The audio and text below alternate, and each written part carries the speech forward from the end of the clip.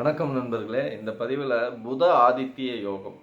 புத ஆதித்ய யோகம் இருக்கிறவங்களுக்கு அது என்ன யோகம்னு நாம் சொல்லிடலாம். புதனும் சூரியனும் சேர்ந்திருப்பது. அதே சமயத்தில் புதன் அஸ்தங்கமாகாமல் இருக்கணும். ஒரு குறிப்பிட்ட டிகிரிக்கு மேலே அஸ்தங்கமாகாமல், ஒரு 12 டிகிரிக்கு மேலே இருந்ததுன்னா அந்த புதன் அஸ்தங்கமாகாது, யோகத்தை கொடுக்கும். சூரியனோட அத்தனை பவரை வாங்கி அந்த ஜாதகருக்கு பெரிய அறிவுத்திறனை அதிகப்படுத்தும், நிபுணத்துவத்தை அதிகப்படுத்தும். சொன்னால் எப்பேற்பட்ட விஷயத்தையும் புரிஞ்சுக்குவாங்க, டக்குன்னு புரிஞ்சு அதை கிரகிச்சு அதை திரும்ப சொல்லுவாங்க. நிறைய பேருக்கு பார்த்தீங்கன்னா கணக்குலாம் வராது. கணக்குலாம் என்ன சொல்லி கொடுத்தாலும் கணக்கே மண்டையில் ஏறாது.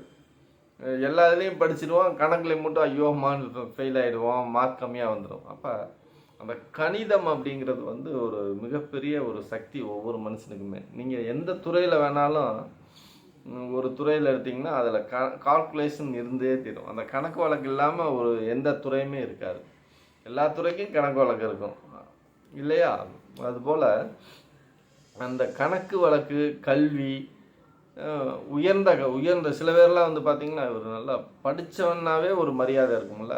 நல்லா ஒரு டிகிரி படிச்சிருக்காரு, வக்கீலுக்கு படிச்சிருக்காரு, டாக்டருக்கு படிச்சிருக்காரு, ஒரு பெரிய காலேஜ் எல்லாம் போய் படிக்கணும் அப்படின்னா ஒரு யோகம் வேணும். எல்லாருமே காலேஜ் போகிறதில்ல. இல்லை, இன்றைக்கெல்லாம் காலேஜ் போகணும்னா ஒரு 10 லட்ச ரூபா இருந்தால் தான் காலேஜ் போக முடியும். இல்லைன்னா கவர்மெண்ட் ஸ்கூலில் தான் படிக்க முடியும். இப்போ கவர்மெண்ட் ஸ்கூலில் படிக்கிறவனுக்கும் அந்த யோகம் இருக்கும். ஆனால் கொஞ்சம் இந்த கேது சில ராகு பார்வைகளோட சேர்க்கையோடு இருந்ததுன்னா அவனோட கல்வி ஒரு லெவலில் தான் இருக்கும். உயர்ந்த கல்வியாக இருக்காது, உயர்ந்த ஞானமாக இருக்காது.